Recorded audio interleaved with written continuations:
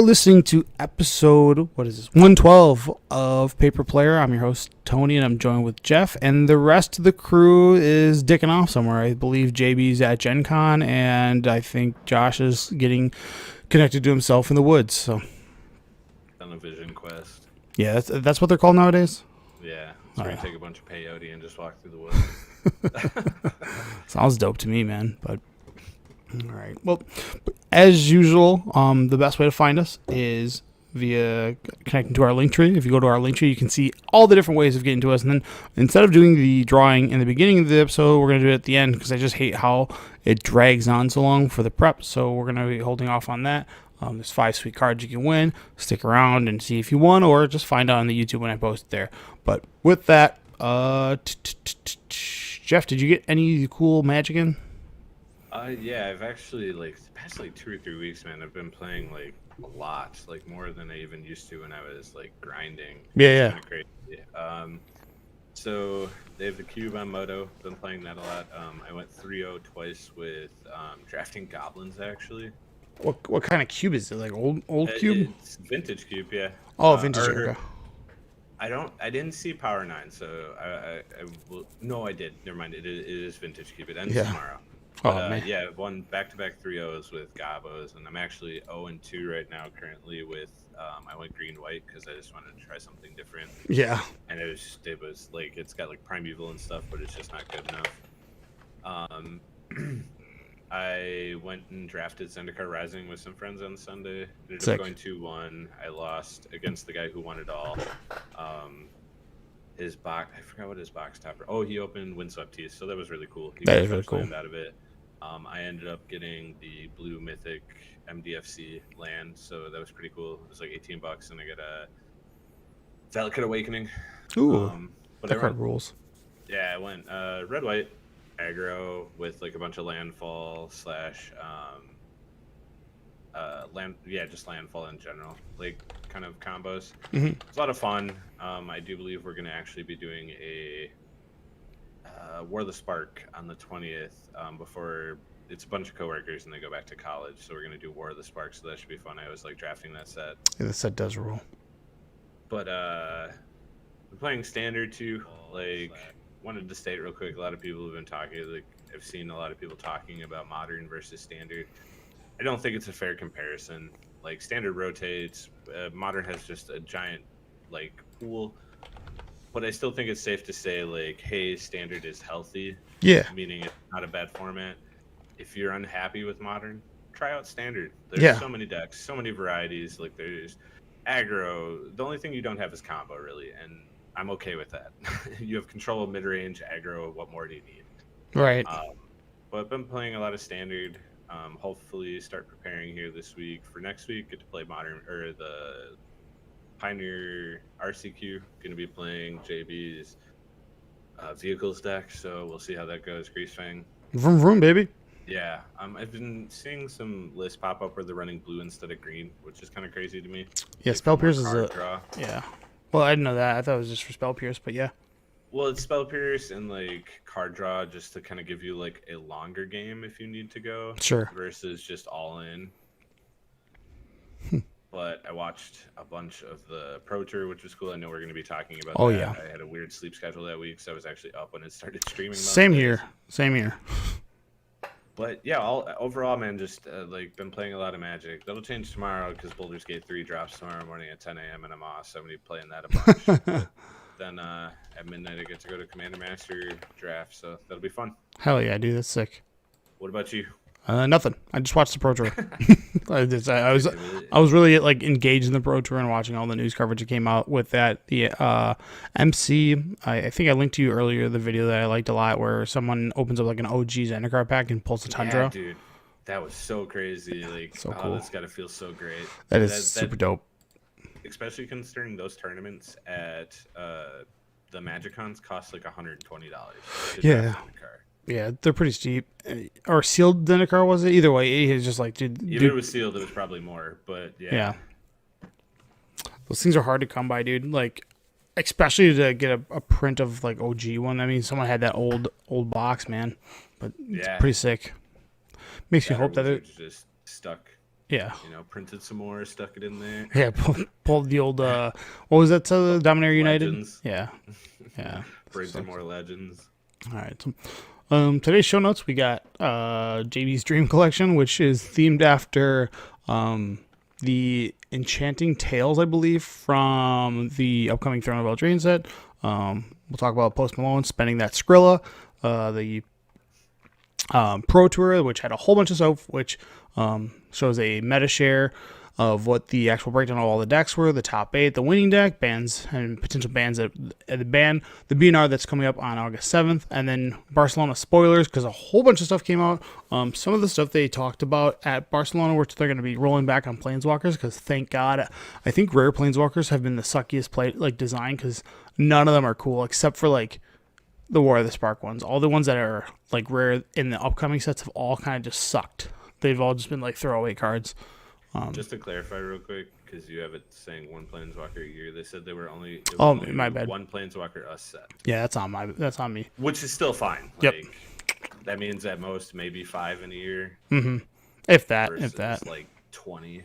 Yeah. And then we'll talk about hot memes, because I know Josh Areno. But let's get into JB's wet dream. So I asked JB for a list of cards he would want to have enchanted. And then I was like, let me go see online if they've already been enchanted. And guess what? We found some. So right from the get-go, the cards he selected were Sylvan Library and Exploration. Those are obviously for his lands deck because he loves that card. And he wants anime variants. And there you go. Those aren't too bad, actually. No, they're not. Sylvan Library is kind of cool. Yeah. Exploration's definitely a JB flavor, but I don't think it's degenerate. Oh, no. Feet or anyone drooling. Yeah, no kidding. Well, there's a little bit of feet right there, and I think there's a sock on this. Yeah. All right. Then we got Urza's Saga, which is something he wants all for his lands deck, and then Stasis for his pre-modern deck. All these sick anime cards. That's what he's really into. So, Wizards, if you're listening, make me an ambassador and take my input for these Enchanting Tales that you've already printed. Yes. These Stasis. We don't need more Stasis. I should have said that these are leaks. I have leaks from Wizards. So these, leaks. Yeah. All right. It's not a potato phone. Then we got Counterbalance, which has an anime girl right there. I was gonna say I couldn't even tell it was altered at first. No. We have this. Yes, I love this. Oh my god! You like the sick hand action? What is going on here? There's 2 hands. Yeah, pretty cool. JB, this is what you're into. So you wanted Counterbalance and land tax, and then you wanted Carpet of Flowers, which honestly looks like that's this. Pretty cool. Yeah, and then the last one is Dress Down. Oh my god. JB's favorite. This is what he wanted, man. So just for you, these are leaks from Wizards. This was becoming to you in packs near you. Make sure that you buy the upcoming Wilds of Eldraine so you can get a chance to get this sweet Dress Down. Anyone watching, by the way, this is the art that's on JB's comforter on his bed. Yep. All right. Post Malone buys the One Ring for a whopping 2.6. I've heard multiple names or numbers. I think the official number is 2.2, even though I've heard 2.6 just for clickbait. But yeah, they show Brooks. I think this is the guy that got it. He's Brook 419 or 29. He posted today or last night that I officially sold it to Post Malone's probably after taxes. He's probably taking a mill home, which is insane for a Magic card. Agreed. It's probably the coolest thing to ever happen to this individual, and he says that kind of in his post. It's a really wholesome post, to be honest with you. But yeah, post he buys it. Just like how I feel like he's always going to be in Magic News buying high price items. So anytime that we have another serialized one of one, you better believe Post is probably going to try to collect them all. I'd like to also state I'm glad that Post is the one that bought it. Yeah. Don't get me wrong, I get he's an entertainer. He's one of those rich people out there, but it's nice to see it to go to someone that is a fan of the card game, not some big corporation or card company that owns a store that's just gonna clout almost. Yeah. He likes his unique things. When he bought that beta Black Lotus. He bought the proof and then found the guy that beat him in the bidding war and ended up buying from the guy Yeah, because he really wanted it. Like, I don't know. I think Post Malone is a good thing for Magic. it's cool, dude. Bigger audience appeal. I think he's on podcast talking about it, and Yep. he's people are just like, I don't understand. You paid $2 million for a piece of cardboard. He's like, yes, I did. Hey man, when you got the capital and you have a hobby, that's what you do. Yeah, it's sick too. But congrats to that guy. He released the video that he took, and the trembling in his hand when he opened it, like, because Oh, I bet. yeah. Well, at first you think it's gonna be 150,000, then it was 500,000, then there was $1 million offer, then a $2 million euro, and then officially the Post Malone came up with a true number, which is what we have now. Which, how did that even get transferred over to that guy? You know? How do you get a hold of Post Malone? That's the story I don't I think Post Malone found him. probably. But we didn't know his name, remember? Because like he didn't release it, and we didn't know it until just now. Right, but I think a card store, because they I probably guess that's fair. so there was some anonymity there. So I'm sure that card store was like, oh my god, this is really Post Malone. Yeah, we'll give you this guy's number.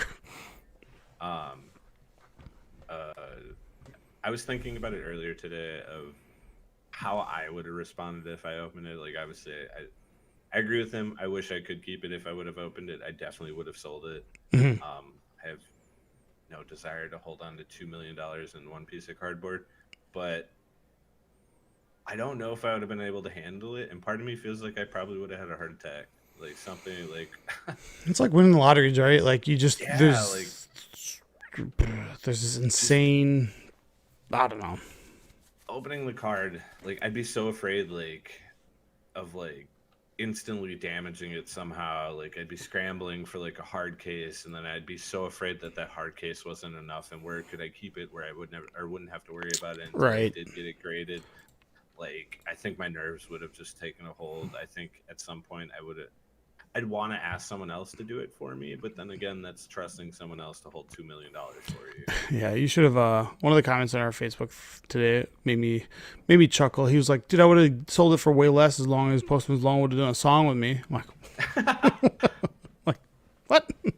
So I thought that made me giggle. But hell yeah, dude, it's a cool thing. And it was like kind of the cherry on top of like all the Magic news that happened over the weekend, because we'll hop right into that with the Modern Pro Tour, which was pretty good, man. Like I liked watching Modern. Maybe it's just because we've been deprived of it for so long, outside of like what's it called, Energy Series and like SCGs, if you will. So something that is on a grand scale where everybody's coming in, like there's testing teams and all that stuff with huge swaths of information coming out. Lord of the Rings as a set has been a good drafting set. So yeah.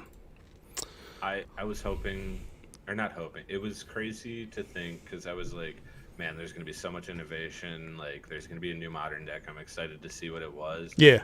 And to watch what the top 8 became was insane. Yeah. Like, I can't believe Tron, like, made it that far.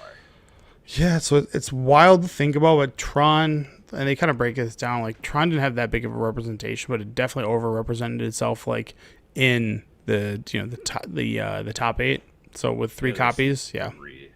So both Rhinos and Tron had 3 copies of Pop, which we'll get into later. But the metagame breakdown. It was 2 Rhinos and 1.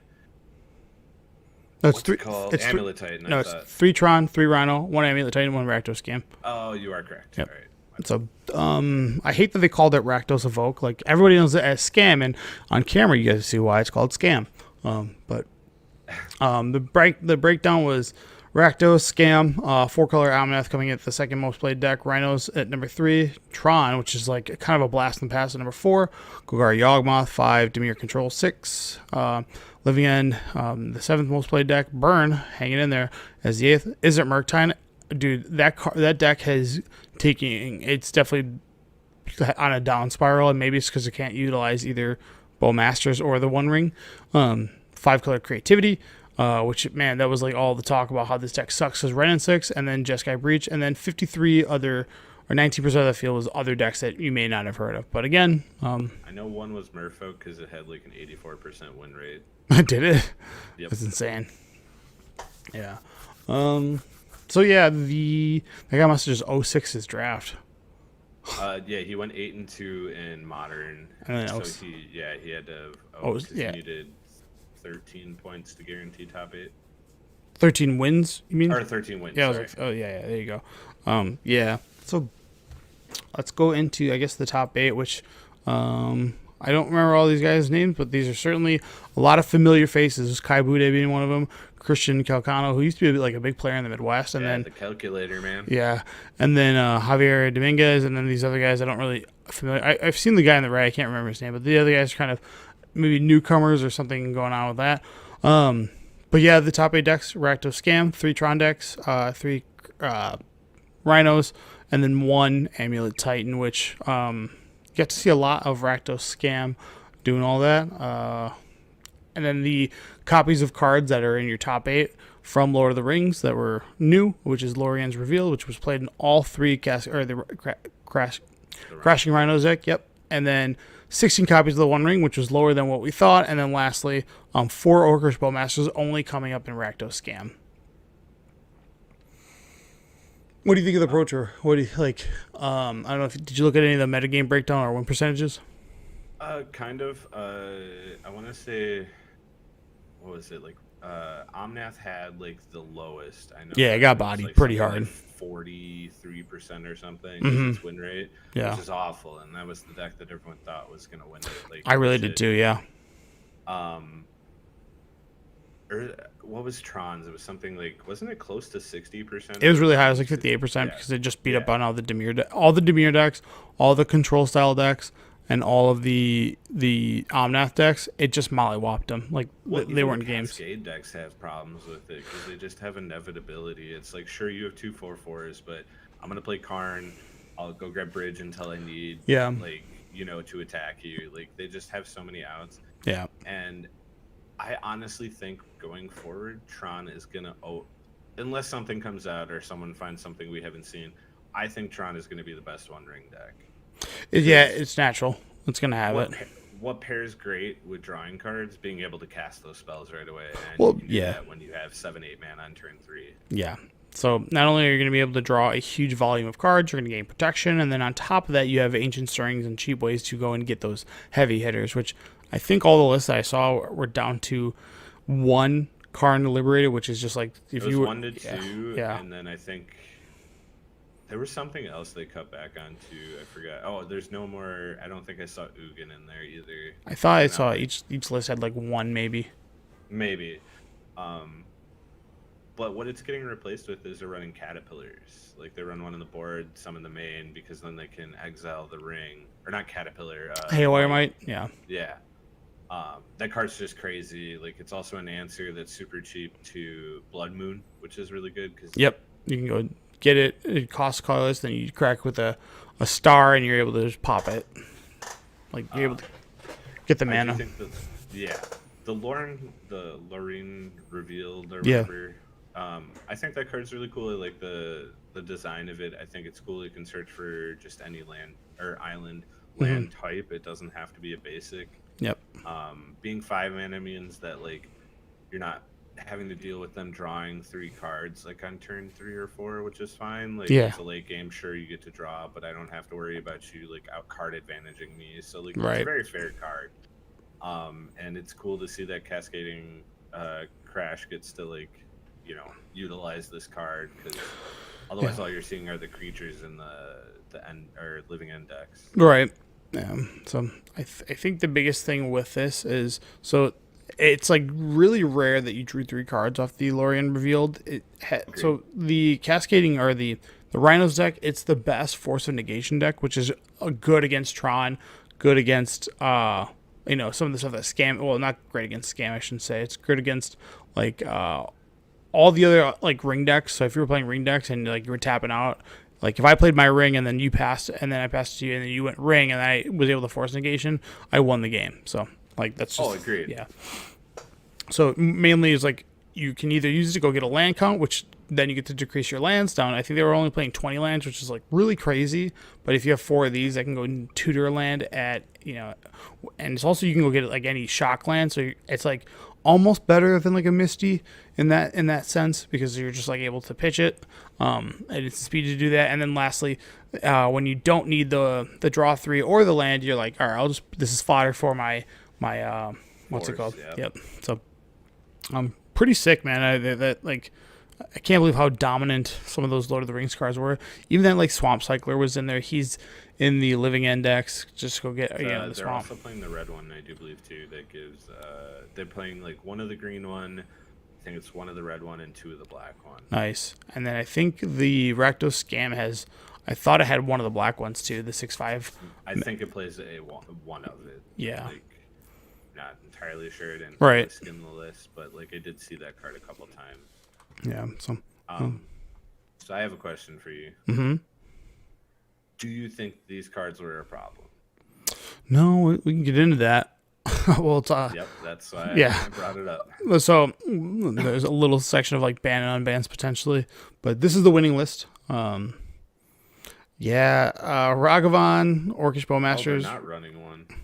Yeah, this list wasn't. Other lists I saw was running exactly one, but that's essentially your flex spot. And the reason why the decks were running one was because you could go Blood Moon and then you can go get your basic swamp later. It's a way to get through the like, I've locked myself into mountains.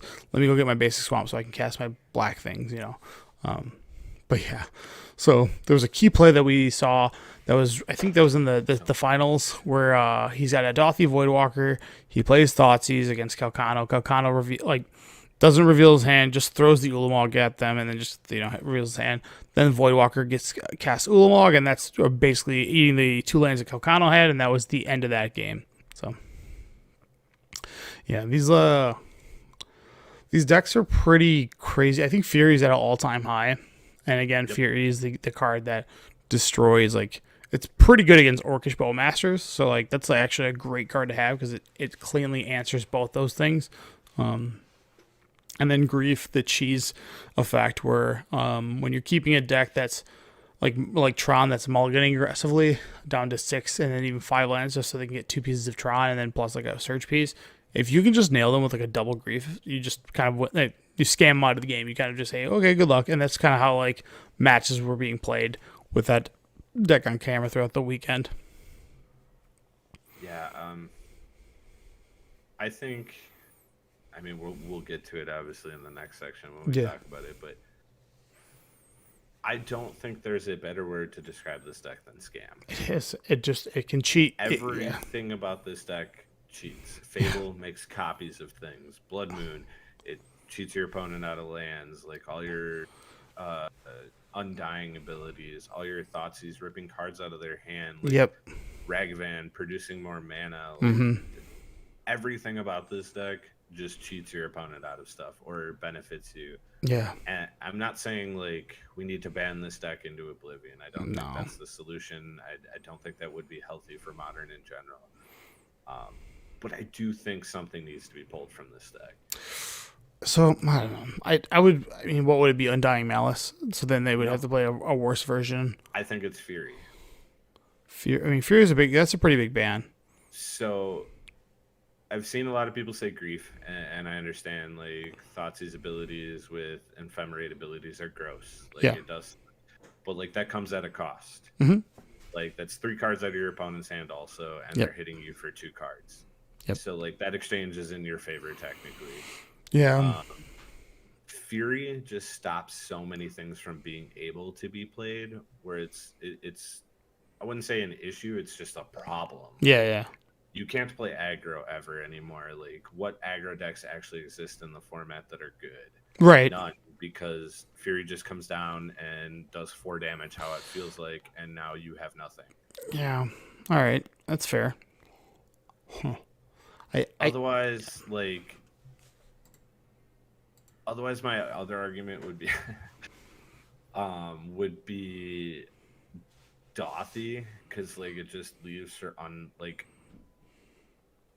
unfun play pattern is a horrible argument. That's no. That's a good reason to ban stuff. The Hogak had an unfun play pattern where it's just like you could dedicate your entire deck to it and it still beats you. Again, the games are so hyper consistent because of the Altar of Dementia. So they would keep it would mold to 4 and it just beat you because their mold to 4 was a god hand. It just leads to like already we have evoke elementals which are cheap to play, but they come at a cost of discarding a card and they die right away. Like Dothy Voidwalker being able to cast stuff like Ulamog and stuff like that for free, or your opponent's Archon even, like that's beyond like free, and all you have to do is run Thoughtseize and Grief in your deck. That's not an issue. Everybody's already doing that. Like Dothy shouldn't have had Shadow. I thought that was so unnecessary. Yeah, I don't know if the Shadow part annoys me. That's like the card, the least thing that I care about the card. It's 2 mana that if in combination with the Thoughtseize that it can cast an Ulamog. It's like, what the hell is this? So. The Shadow. The only reason I bring that up is because Shadow, like, there's nothing playable that's good in the format that people are going to play to be able to block that, and sometimes that's your only solution, right? To stopping Dothy. Yeah, and losing to 2 beats because you can't block something because it has a keyword that no one actually cares about. Sucks. Right. So, I mean, this deck. So right now, if we look at Modern, and I brought this up in our chat this week, and I was calling it like a rock paper meta. There's no scissors. And what I meant by that was kind of what you're saying. So like, there's like, as you can see, like no decks are really playing Bolt. Like Bolt's just not a good card in this meta. And the reason why is, well, there's control decks that don't care about it, and they beat you with an increasingly amount of card advantage. And then when you look at like Scam, where Bolt would be solid against like Grief or Fury and all that nonsense, well, then if you run into a Tron, you legit have 4 dead cards that you can't afford to play, because if you draw them, they're just like they're null and void throughout the matchup. So, as for the days of like trying to like close out with a Bolt are like almost gone. So. Counter argument. So Bolt is really good against Scam, obviously, unless they have a Scam card. Yep. It's also actually pretty decent against this new version of Tron, because most of their responses are Wurmcoil Engine. Wurmcoil Engine. Yes, that's a huge one. That's a big one. Yes, agreed. But the play pattern tends to be Karn. Yeah. And then it downticks. That Bolt is killing that Karn at least. Yeah. Removing some form of a threat, so they can't keep digging, they can't get rid of your lands. For sure. So, I mean, yes, Bolt is nowhere near what it used to be. Yeah. I still think it's a playable card. If you're playing it in your sideboard, by the way, I saw plenty of lists doing that. Don't do that. If you have to put Bolt in your sideboard, it's probably not worth playing. There's got to be something better. Yeah. So I know they won't ban the One Ring, even though it leads to toxic play patterns of being able to like chain the One Rings, and once they start chaining them, it's like, okay, this is stupid. It's no longer fun. Tron was the best One Ring deck, therefore that's why I had such a presence in the top 8. But back to what you were saying about Scam, and you think it's Fury. So I think my issue with if you remove Fury, you still have Orcish Bowmasters. It's like so good against aggro because it makes 2 creatures and also pings off a mana dork. Like mana dorks your days are done. You don't ever play a Birds ever again. Like if you're playing Birds of Paradise, you're gonna lose. The only ones that you can play are like Delighted Halfling, because it's got that 1/2. That's really all you can play. But Grief has a unintuitive play pattern, meaning that the way that you can stack the Evoke trigger and the ETB trigger means you put the onus on your opponent, and there's no blowout potential. So again, you evoke Grief, it comes into play, you put the sack trigger on the stack, then the discard trigger. If your opponent responds by saying Bolt in response to the discard trigger, that trigger's still on the stack. You can then give it Undying Malice, it comes back, and then you still have the 2 discard triggers. And the other way of looking at it is if the sack trigger and the evoke trigger's on the stack, you evoke, you then look to see if your opponent has an answer to it, then you make the decision with Undying Malice or the Feigned Death. So there is no consequence of like going into it, because you can't blow yourself out, because you're either, one, they're going to respond to it and you're going to get the desired result and be able to Feign Death your guy, or the other way around is you're going to clear their only answer that interacts with that combo and move on from there. Whereas the other Fury, turn 1 Furies are great against Tron, and that's it. They're not good against any other deck. Like, they're just, sure, you have a 4/4, double striker, but and that's what he did to Tron. He went turn 1 4/4 double striker, and he just looked at his hand and goes, "Well, I'm not playing dismember. I'm gonna lose." So, I think that's my problem with grief, is that you have that inevitability to not blow yourself out. Whereas if we were to look at like Fury, and then if you like Fury doesn't look at your opponent's hand and you try to go feign death it, and they respond with like a solitude, you can't do that to grief, because grief gets the opportunity to look at your hand, and then after it's resolved, while the sack trigger's in the stack, they can respond, and then they see the information. Whereas with the other way around with Fury, where you don't get information, you're gambling on it. So, and the aggro argument, I think aggro is just it's just difficult for aggro to exist with now Orcish Bowmasters and on top of like the meta, because it's 2 1/1s at the minimum plus a ping, which so like pretty big. I agree with you about Grief versus Fury, but Orcish Bowmaster versus Fury, there is a huge difference between doing 4 damage spread out versus 1. Mm-hmm. Because like if you're playing against aggro, it is going to be very hard for you to trigger your Orcish Bowmaster to trigger more than once. Yeah, I mean, if you're playing aggro, you're not really drawing. No, you're not. But it's not just, it's 3 damage versus 1, and then with the feign deaths, it's going to play in the pattern of, okay, so you attack with 2 guys. I respond. I flash in a Orcish Bowmaster, putting damage on the stack here, blocking with a 1/1, and then blocking with my Orcish Bowmasters, giving him feign death. Then it comes in. Same thing. I amass another army. I get an Orcish Bowmaster, and then all that. So I know it looks like the difference is a lot. Fury's just doing 4 up front, where it's clean, whereas Orcish Bowmaster has a little bit of work to get 3. So and it costs more cards. Like, yeah, I'm not saying like getting rid of one or the other would bring back aggro. Mm-hmm. I'm just saying if Fury were to get banned, aggro would have a better chance at surviving. Yeah. I mean, the only upside to Fury is the only downside of Fury is this doesn't have flash. You can't surprise get you, like, you know. Yeah. But you don't really need to, like when you're just dealing 4. But I will agree that I think grief is also a huge issue. It's the way it plays. There's no way to interact with it. That's my biggest issue. But at the end of the day, I think all of the evoke elementals are a problem. Like, yeah, of course. Subtlety is probably the weakest out of of them. Yeah. It still saw play. It was in the top 8. There was a subtlety that was played out of the Cascade deck. Yep. During the top 8. Mm-hmm. But the other 4 are stifling. Yeah. Like, and not in a healthy way. Yeah.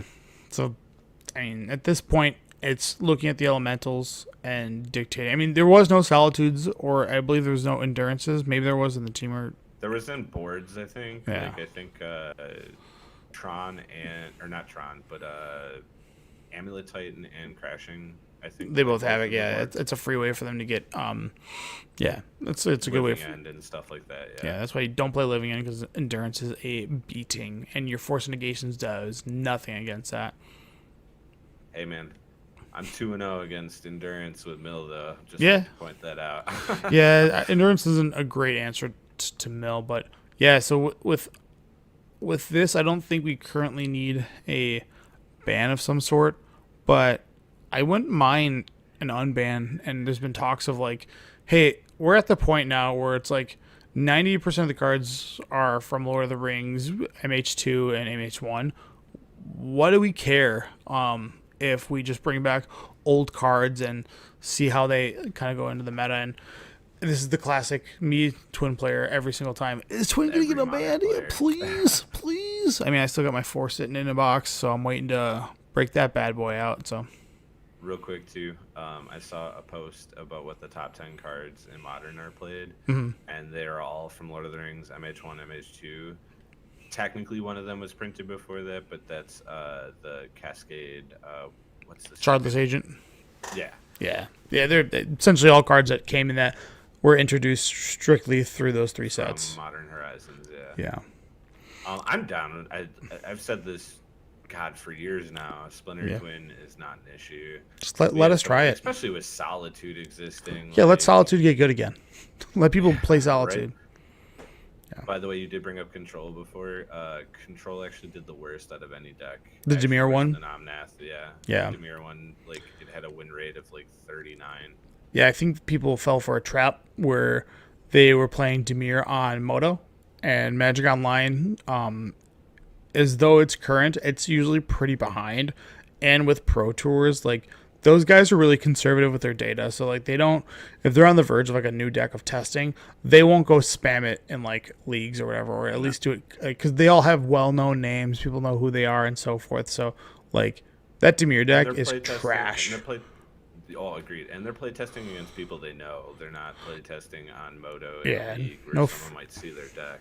Exactly. So the biggest thing with that is just like that Dimir deck was like a flash in the pan. I think everybody was really excited to play Dimir. Like, oh my god, I love blue-black control, but it's missing key elements, man. Like, it's slow. It doesn't have a lot of things to do with mana. It's a ring deck and an Orcish Bowmaster deck, and it's just like trying to compile like the best aspects of those decks, but they don't have the support in Dimir because Dimir has just been a weak color for so long. So it's just like long time. Yeah, and like the last time it was good was like Death Shadow with Luris. So, and that's even usually a Grixis variant. So it's just stay away. Like even Blue Eye Control, like that's also a trap too. Like just stay away from that stuff. Like if you're gonna do it, just to go Omnath.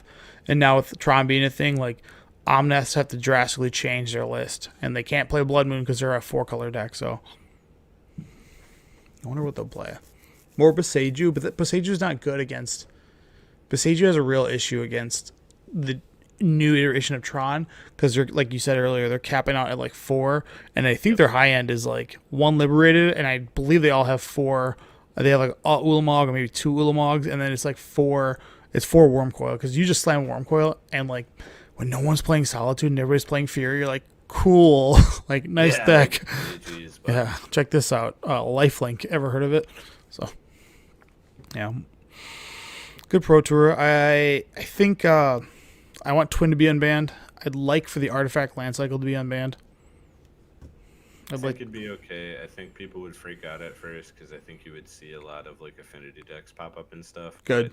I don't think the lands are an issue. I agree. Yeah. Like, Let me play more. Give me more reason to play Karns.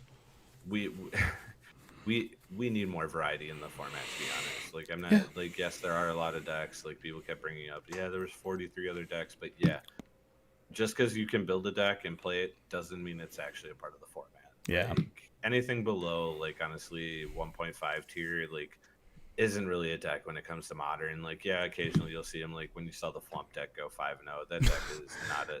It's a meme deck. We would have seen it at the Pro Tour, but that deck is not above a tier 2 deck. It would probably plays similar to Twin, where it's like this. Oh, agreed. This like 2-card combo. I think people are nervous with like when it comes to Twin, they're like just pair it with Teferi, but it's like, yeah, Teferi is not a thing right now. Also, like the One Ring kind of is good against Twin because you can't go off that turn. If they go the One Ring and you didn't counter it, like why would you expose your Twin to potential removal, you know?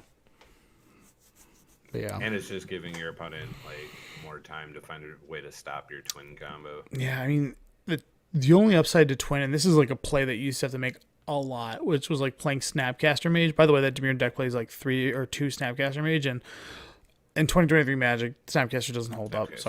Sorry. But you used to be able to like throw a Splinter Twin on top of like a Snapcaster to like buy back your Bolt and these like really expensive plays. But putting them on Elementals would be just like absolutely sick. You're like, all right, I'll just throw this on a Solitude and a Grief, dude. Yeah. I'll just tear apart your hand. Yeah, upkeep or draw step. Let me see what you got there. Yep. So yeah, I want more bans or unbans. People want Birthing Pod 2.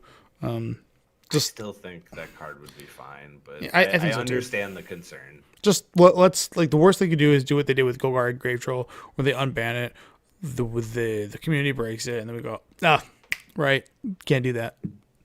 So there's a lot of cards that could be unbanned. Okay, we got Barcelona news, and so White Crater of that's so sick. So they showed the cards that are on screen right now are Ashiok, Wicked Manipulator, which is the Planeswalker from the Wilds of Eldraine, and then the other one is Moonshaker Cavalry, which is white 5 for a 6/6. It has flying. When it ETBs creatures you control, gain flying at +X/+X, where X is the number of creatures you control. So this is White Crater of. This card is so sick. I think they held back too much by not saying that it has haste. Like Just Craterhoof. Craterhoof has no. Does Craterhoof give haste? Or does it? He had haste. He has haste, but it doesn't give haste. But yeah, I mean whatever. Yeah, I'm fine with it. Agreed. I think that the flavor of this card is amazing. I just want to play Tooth and Nail, grab Craterhoof and Oh, it's Moonshaker, game over. and give my team Game over. Give my team Flample. Flample. We're coming in, baby. Flying fat boys. But What yeah, do you think of the Ashiok? I actually haven't read it, and everybody that I read, like from a media standpoint, said like this card sucks. But it's black 3 for a 5 loyalty. If you would pay life while your library has at least that many cards in it, exile that many cards from the top of your library instead. There's a combo with there. I don't know what it is just yet. Arena, how you doing? Yeah. And then it's got 3 other abilities, which is +1. Look at the top 2 cards of your library, exile one of them, and put the other one into your hand. Create 2 -2. Create 2 1/1 Black Nightmare creature tokens with at the beginning of combat on your turn.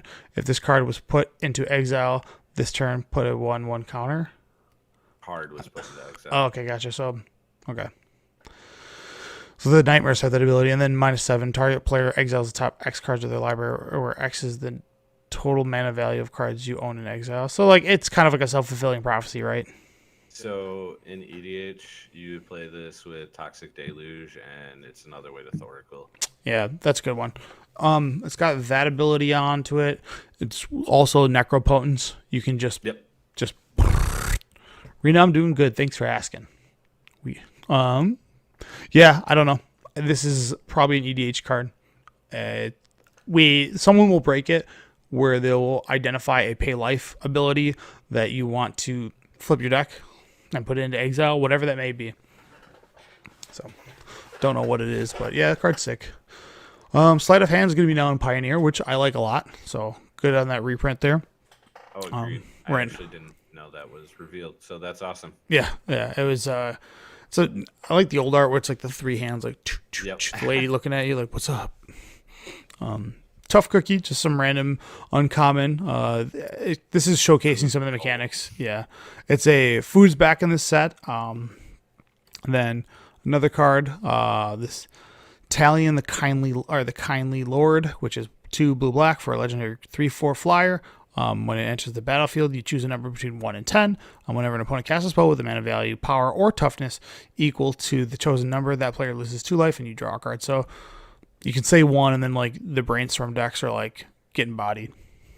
I don't know what the correct number is. Like 2 or 1. Number crunching. It's 2 or 1. Yeah. But like it's more about like what is the percent that you're actually going, like is it a 50% chance that like if you say 2 that you're actually going to get this almost every spell they cast, right?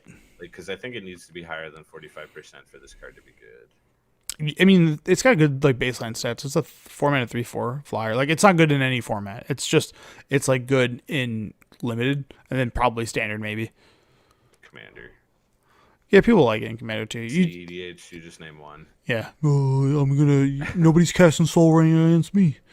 I hate that you can't name 0 because all the decks that play like Lion's Eye, Diamond, Lotus Petal, that's how they go infinite. Anyways, and then the adventure mechanics back, and this time with adventure, it's like dual colored, where the adventure is one color and then the creature side is another color, or whatever the other side may be. Which they showed Cruel Somnophage, I think. Okay, it's black 1 for a nightmare. It has power and toughness equal to the number of cards or creature cards in all graveyards, and then it has Can't Wake Up, Evanescence reference right there, pretty cool. White 1 sorcery.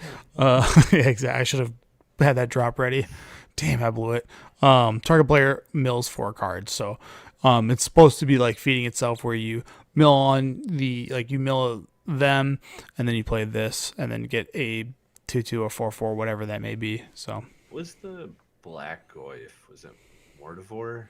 Yeah, counted all creatures in graveyards. I think that was like a 4 mana card though. It was a 4 mana rare that said its power and toughness were equal to all creatures in all graveyards. Yeah. So this is just a better version of that card in every way, shape, or form. Yeah, I mean, it's got a low enough power and tough. Or sorry, it's got a low enough casting cost that you're gonna look at it. You're just gonna take a peek, like, hey, what is this, right? Yeah. So, but I think this card's fine. Yeah. It's them showcasing the new Yeah. adventures, which adventures are back. So I don't know if they'll be as busted as the first time they go around, but them being dual colored maybe make them like you might see a lightning strike on this side and then a green something on the other side. I don't know. I like that they're dual color. Like, this may sound weird, but it means that they aren't as easy to splash as they were before. Yeah, for Like, sure. It sucked running against every deck splashing for Stomp or Yep. for what was the stupid 5/5 Beast. Love Struck Beast. Yeah, that was a or big one. Brazen Bower. Like, you can't really splash for these. Like, you either, and if you are, you're picking one side or the other. Yeah. I wonder if they're being a lot more careful because this one, like, I don't remember any of the original adventures except for like the Merfolk one that milled for. I was gonna say there's that one. It was a 2-drop and it was only 1 blue to mill for. Yeah, I think they're trying to stay. I think the play would be have low costed creatures, high costed sorceries. Abilities. That way you can't cheat them through like Cascade decks like you can with Brazen Bar or Bone Crusher Giant and all that stuff. Yep. So, all right, and then Manlands are returning, sick, and they're not the same ones. What was the? It was like Shambling Vents was the OG one. That was like a 3-minute. It was white black White one. It was like a 2/3 lifelink. 2. Yeah. Lifelink. This one, yeah, sick. I don't know how to feel about this card. 4 mana is a very high cost, Yeah, and they're reverting back to like Manlands coming to play tapped. I don't think this card ever sees play outside of standard. I just like it for standard. Like when your lands do things, standards always standards always feels good. I Like think they should have done what they did in Adventures in the Forgotten Realm, where it has the clause of like the fast mana. Like if it's your first 2 mana drops, it comes into play untapped. those are really good. Yeah, I mean these things aren't fetchable, so it kind of gives them the booty. But then those fast lands kind of suck as a whole then because these are just better versions, right? Yeah. But yeah, I think this is so. This one is Restless Fortress. It comes into play tap. It purchases the Orzhov, so 1 or a black or a white, and then for 2 black white, it becomes a 1/4 black white and black nightmare creature until end of turn. It's still land, and then when it attacks, defending player loses 2 life and you gain 2 life. So this is definitely like an easy game closer, especially because if you are just trying to drain your opponent for the rest of the game, you don't have to worry about, you don't care about it getting blocked. And its stat line makes it so like mid-sized creatures have a hard time dealing with it. I think it'll be a good mid range or like control finish because like the gaining life is actually like super relevant. Yeah. But it just goes into like if anything a shielder deck or like because against shielder this card doesn't gain enough life. No, it doesn't. That's. I mean, we have our haymakers in the format which we're dealing with, and I think when Throne of Eldraine comes out is when they're officially announcing that 1-year ban cycle, and then we're just stuck with that for a year unless there's an emergency. So, all right. MC Barcelona had more stuff. They showed off these Enchanting Tales, which this is where the JB's Creaming Dream, whatever. It was inspired, and he wants enchantments to exist in his dream scenario. But they showed off. So essentially, it's the same as like the Mystical Archive slot, where these are going to be draftable. That you're going to be able to play these. You're going to see these in packs. There's going to be probably 1 per pack, and they have a regular variant and then a anime variant. So really digging into that anime community. So yeah, the first. The first one is Greater Aramancy. If you don't know what the card is, Scryfall it. It's got a great anime version with like looks like Pokemon. Honestly, that looks like a Mareep, and that looks like whatever anime as hell. What was the antler, like the deer one? Yep. I forget Stantler. Yeah, there we go. And then you have Smothering Tithe, which I don't know what this has anything to do with. So this looks like That art is so weird. it's generic. It's generic as hell, dude. Like, but again, I'm waiting for the super awesome sexy one so I can. That's it. You're banned. Let's just get people out of here. All right, Ristic Study. Man, did I blow it here? Yeah, Ristic Study. Oh, these look sick. So if you don't have a Ristic Study, you're gonna see like the price of these are coming down. There's more Enchanted Tales than what I'm gonna show today, but are Enchanting Tales, but these are pretty sick. And then you got Doubling Season, which just got printed in Double Masters and is now getting printed. So that card is absolutely getting dumpstered.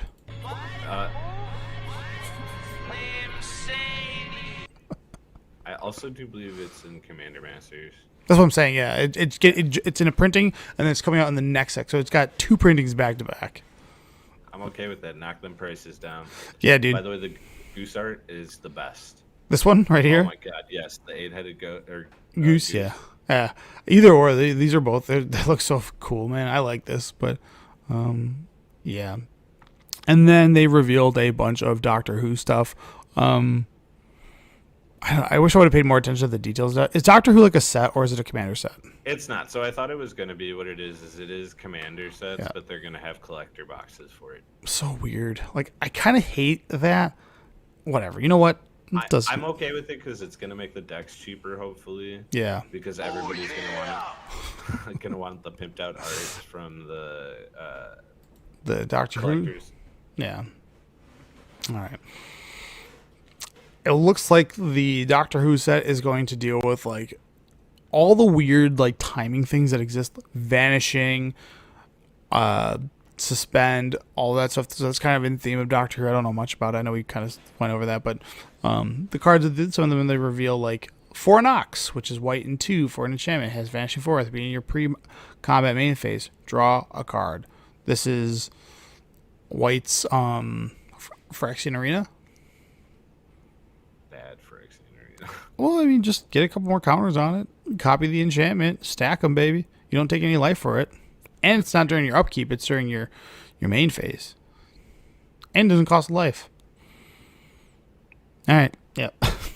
Didn't think much of it. Yeah, it's not really. I just think that's like not like I don't know. Like this is probably a clear.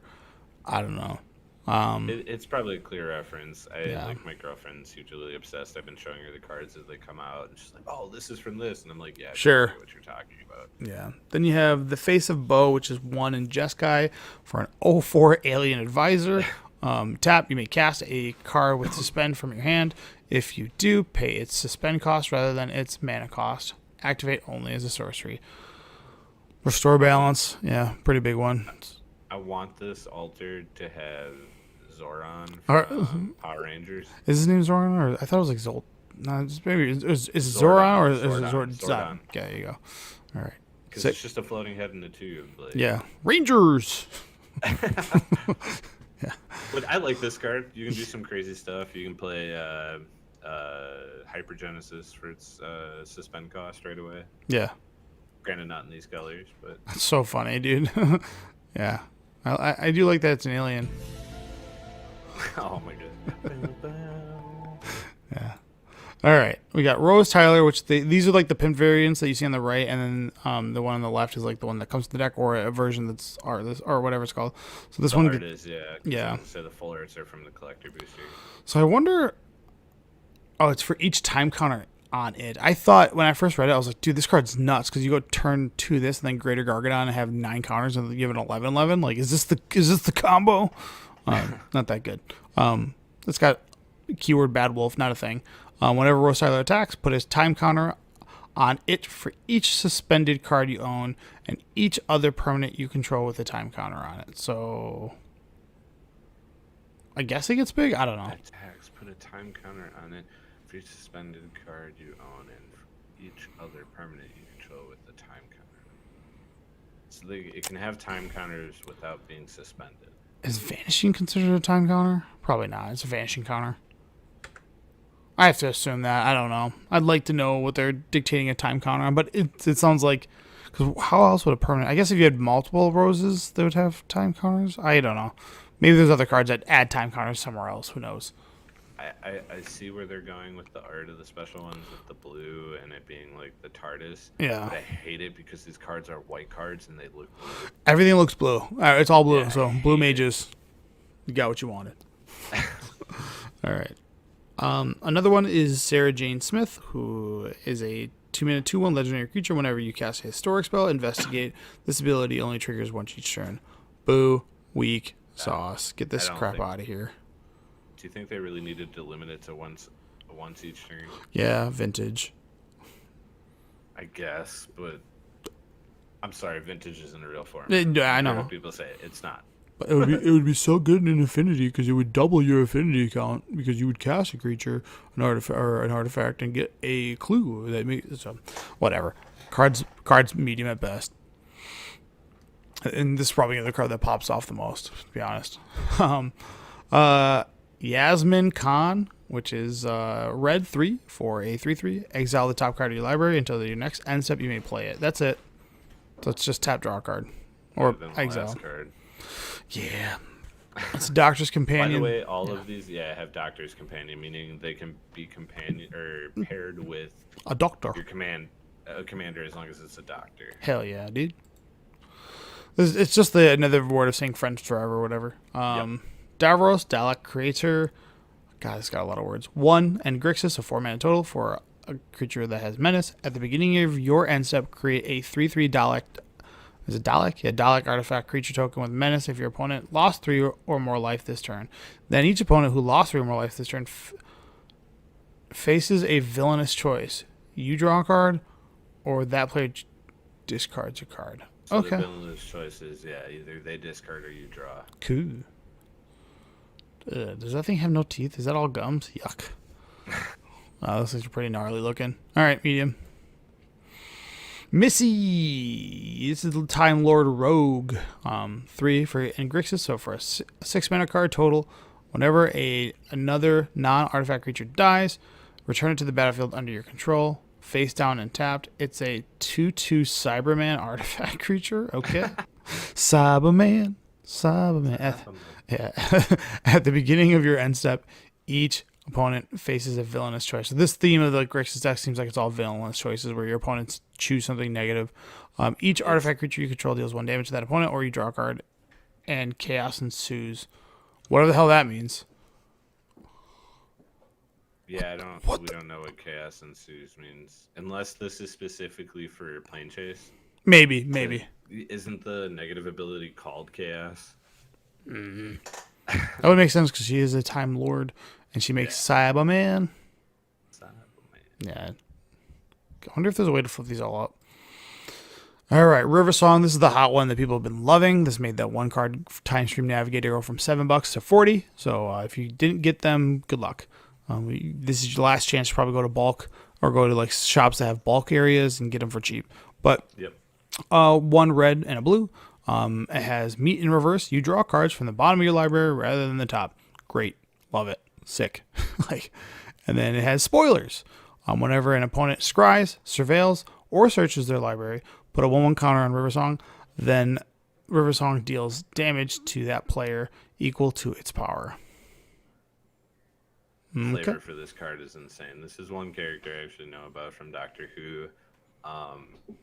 In this, I think she's in multiple seasons. That part I don't know, but she is experiencing life backwards as the Doctor is moving forward. So they like meet like this. Yeah, they're like lovers kind of in one of the seasons. So like they're meeting.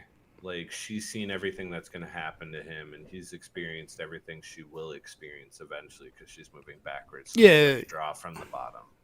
Yeah. Like the flavor is on point for this card. Yeah. Infinite turned with that Time Stream Navigator, and then also Wheel and Sun and Moon. I like it. Just keep it. Enchant yourself and whatever your favorite spells. Put that shit on the bottom. All right, there was more spoilers. I just did. Those were the only cards I cared about for Doctor Who, and then other Barcelona news. It looks like they're going through all like the classic like alpha and beta cards and doing this to them. So you have Lord of the Pit, which is serialized to 295. Is 295 like a reference to alpha? Was that the amount of cards that exist in alpha outside of basic lands? Maybe. I think it only goes to people that are playing in like the Pro Tour. So like I think that's not. Wasn't there 295 people in the Pro Tour? It might be. I think you might be right. It's definitely not limited. But the last one, the Shivan Dragon, was also 295. I don't know why it's 295. Yeah, maybe that I. Google. This is the worst one out of all of them. Like, Yeah, Lord of the Pit sucks. I'd rather have Shivan Dragon. Scryfall beta. There's 302 cards in beta, and I think there is cards that are banned. So like Crusade's gone, so it would be 301. Plus, you have all the anti cards. Yeah, that would reduce it a lot then. Maybe that's what it What does. about the basic lands? Well, the basic lands, yeah, sure. I wonder how many anti cards. Let's see how many there are. It's a lot. MTG anti cards. Beta. Let's see how many we got here. Because that would actually explain that number, and then I'm going to feel like a detective. I'm going to feel like a Doctor Who. Start calling you Conan. What the hell? Why does that have to be rare? Just go to scribe. Dude, the Gatherer sucks. Why is it so much worse than? Like, honest to God, You're why is not it? wrong. Why is it way worse? I literally have an app on my phone. It's a pricing app technically, but I literally use it just to look up cards because like the search engine for it's really good. Yeah. Like here, text and search.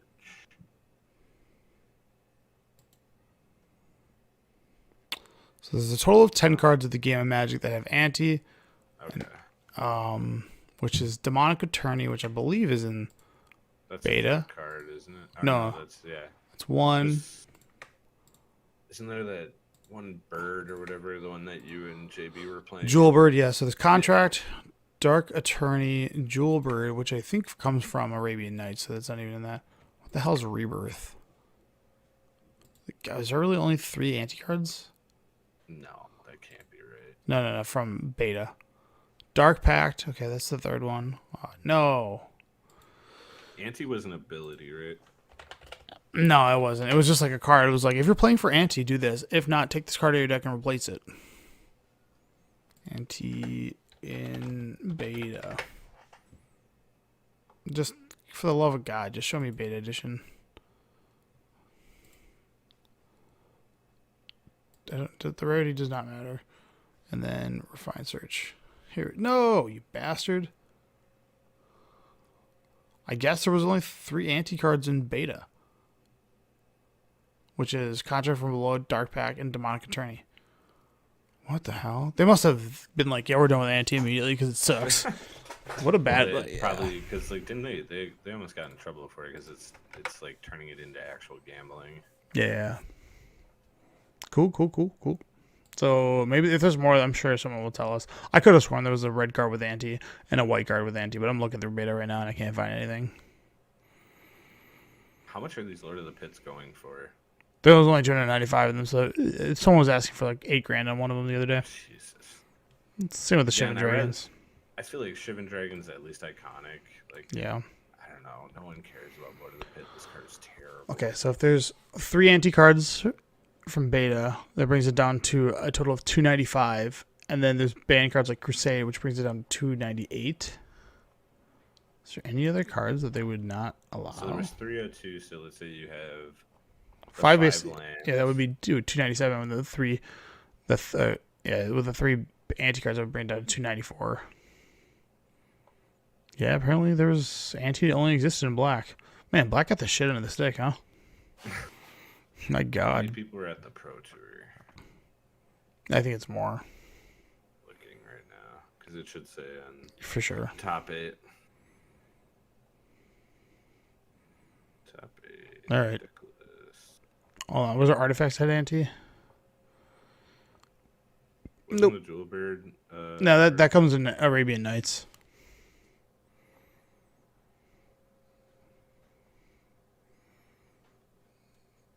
There was 269 players. All right, well, so with the 10, yeah, I don't know where the 295 comes from. I honestly don't know. Why is it 295? It was Is beyond there me. 295 sets of Magic? That'd be sick. Anyways, that's what you get there. Lord of the Pit, cool. Relentless Rats that came in a Secret Lair, which are going for. That was so sick. Those are insane arts, dude. Insane art. Looks so good. And what did these come in? There's a Secret Lair that you can buy from the pro. The convention. Yeah, pretty good. And then also this sick thing, you can get this pin, which was a Machias that has like it's like popping out of the art that's from the new set. These were selling for these are insane looking pins. It's like the card looks like a card, but except the card is like 3D. And they were Should have came with the real card. that would have been sick. But yeah, it looks super good. But all right. And the last thing I posted, because I like to stir shit on the internet, um, there's a stupid ass song about this. I already hate country as it is, but stupid ass song that's like try that in a small town, which has just been constantly memed on and made fun of. And the meme that was created was players using proxies. Try that in my LGS, and boy, did people get sour. My favorite thing is I kept seeing our post being shared in other groups. Yeah. And you could see people were like blacking out the part that you had put above it saying I'm pro proxy. Yeah. And people were just blacking it out and just talking about how like, oh my god, I can't believe they don't support proxies. And it's like fuck those people. My favorite part is in that group. I won't state which group it was. Someone had even said, "This is from Paper Player Podcast. They're pro proxies. They talk about it all the time." Yeah. And everyone just ignored that guy's comments. Yeah, whatever. They could kiss my grits. That's the internet. You know, pull things out of context. More power to them. But yeah.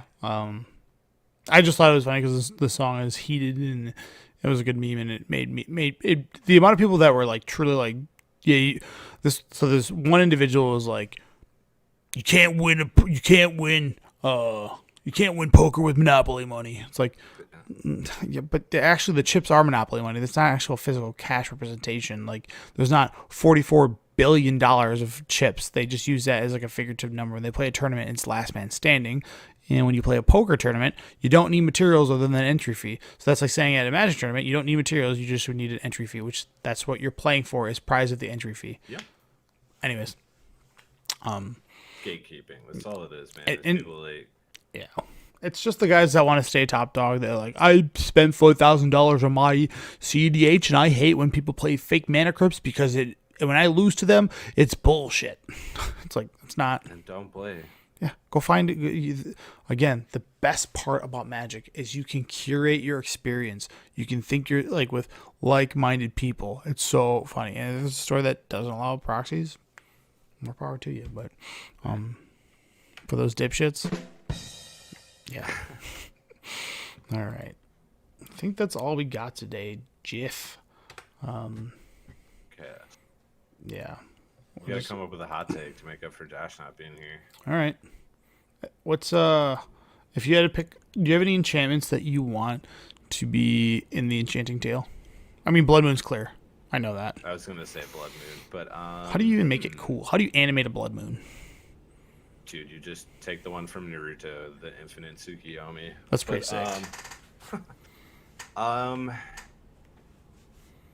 I don't know, man. Like, enchantments is one type I just have not played a lot of. They're kind of like an old. They're like, I hate saying this. They're like a relic. They're not good. Like Kikijiki, the Mirror Breaker, would be a sick one, but that's true. But I don't think they'll do that. They already have an anime version of it. I feel like there's an. Yeah. I do think. Did we see Necropotence? Yeah. Okay, I was gonna say that would be a cool one. Yawgmoth's Bargain would actually be kind of awesome. Yeah, that's a sick one. Is that reserve list? I don't remember. I don't remember if it is, but it's certainly bad in EDH. Yeah, and it's banned in everything but vintage. Yeah, it's pretty sick. But to be fair, they did Channel last time, and that's banned in everything but vintage. Yeah. I think I have 5 I would like. You're probably going to name someone. I'm going to be like, oh, yeah, that would be cool. Sylvan Library. Oh, it's right there. Never mind. Yeah, that would be a big one. I like the idea of Dress Down. These are all AI generated arts that I made, by the way. Yeah. I was just having fun with it. It was so stupid. I think. So I have a pretty big affinity for Pernicious Deed. I love that card. That would be a cool one. That was like one of my favorite cards when I was like playing Magic back in like Legacy 2010. It's also like a very popular EDH card, so it'd be a good choice. And that card hasn't been reprinted that much. And getting a cool anime version would be sick. Yeah, it would be awesome. Omniscience. I'm always a big fan of that card. Big dumb 10 mana stupid spell. Ethereal Armor, just because I like the idea of like Enchantress existing or Daybreak Coronet. I was just gonna say it would be cool to see something like All Is Glitter or stuff like that, like for Yeah. the Pioneer deck. You'll probably for sure. I think all his glitter is gonna be an uncommon. I think you're right. I think you're nailing it on that one. I think that would be like an excellent choice. I Mm-hmm. also think, what is that, Argentum armor? That's our Or artifact. not Argentum armor, but Totem armor ones. yeah, or Rancor would be an Rancor, excellent yeah, one. that would be sick. I think that should be in the set. The card should be in Pioneer. I think it'd be fine. Yeah, probably is right. But all of those, I think, would be like good choices. Like from any of those, like the Boggles deck, stuff like that would be really cool. Ley lines. Ley lines. That's another good one. I think ley lines is reprinting Void and Sanctuary or Yeah, would Sanctity. be really good. Yeah. Those are cards that need to be reprinted anyways. Just the blue one, Leyline of Anticipation, is I think the most expensive one because it's only got one Are printing. you sure it's not Leyline of The Void, no?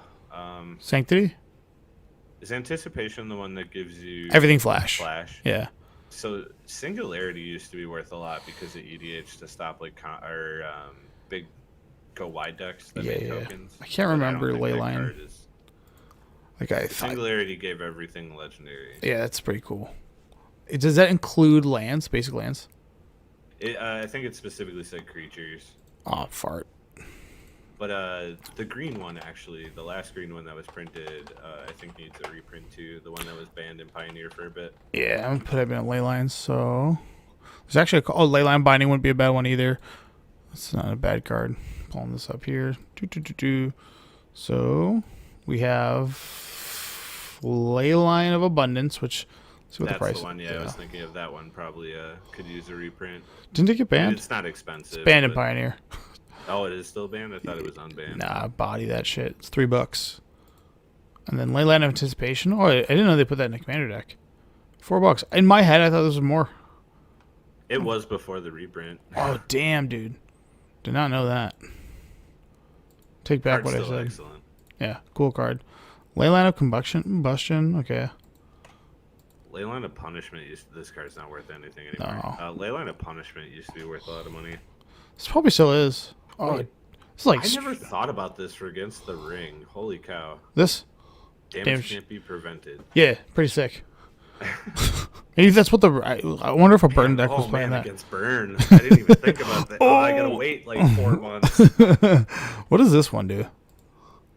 Wow. It's terrible. Holy crap, this is bad. Yeah, horrible. Oh my god. All right, maybe it is Leyline of Sanctity. Yeah, that one still holds like $5. What is Void at? Void's the one that has the most reprints. That one is the same one every time. They've never made it. There's only one black Still, one. like, yeah, $8-9. Yeah, that's the cool one. There's the guild pack. They've done. That's the only one. Leyline Tyrant. Leyline Singularity. All non-land permanents. So okay, so you Oh, like it is all non-land. Okay. that one used to be better back What's under the the old. price tag on that? Yeah, let's take a look.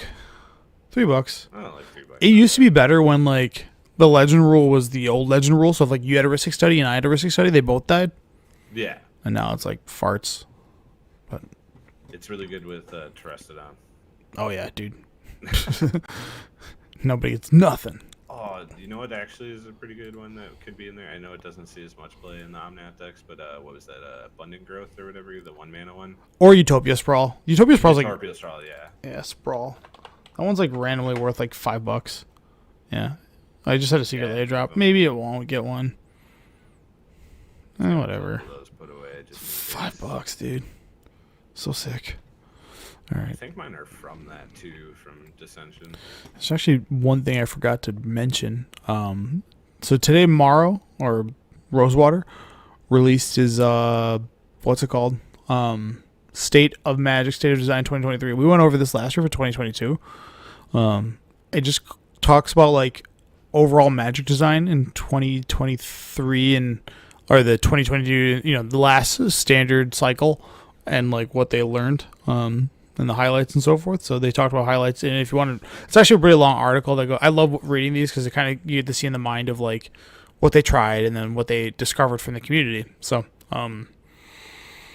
He went over the overall Magic design, which had highlights that the sets managed to have their own identity while telling a singular story. So that was cool. Like they kind of all thematically told a long story, versus being parasitic. And then they leaned really hard on nostalgia because Jesus Christ, they had retro borders, they had Dominaria United, they had Phyrexians, all that like Mirrodin nonsense, right? Yeah, like they were pulling at people's strings a lot. Yeah, and the The best lessons, thing they yeah, did was the Kamigawa one, I think. yeah. Well, that was 2020. That was last year's one. Oh, that was 2022. Wasn't That was supposed to rotate.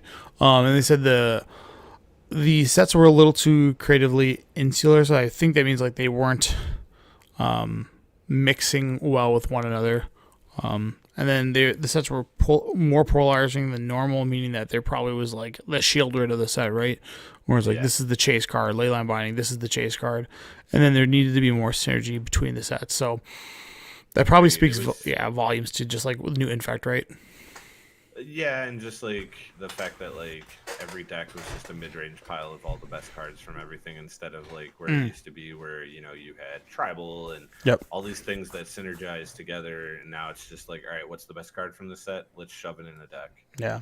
So he goes more into depth about each of these like lessons they looked at, and like the limited formats, Unfinity, which was just like people hated with Unfinity that those cards are legal in Legacy. It like annoys the hell out of people.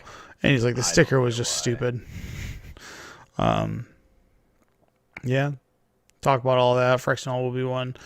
And then March of the Machines. The aftermath is like people were pissed off that they were spending the same price for a booster pack for 5 cards. That sucked. That set like truly does blow. It was cool that they were experimenting. Players like the Wizards of the Coast is experiment. No, we didn't. Yeah, no. Set too small. Yeah, that's that. All right.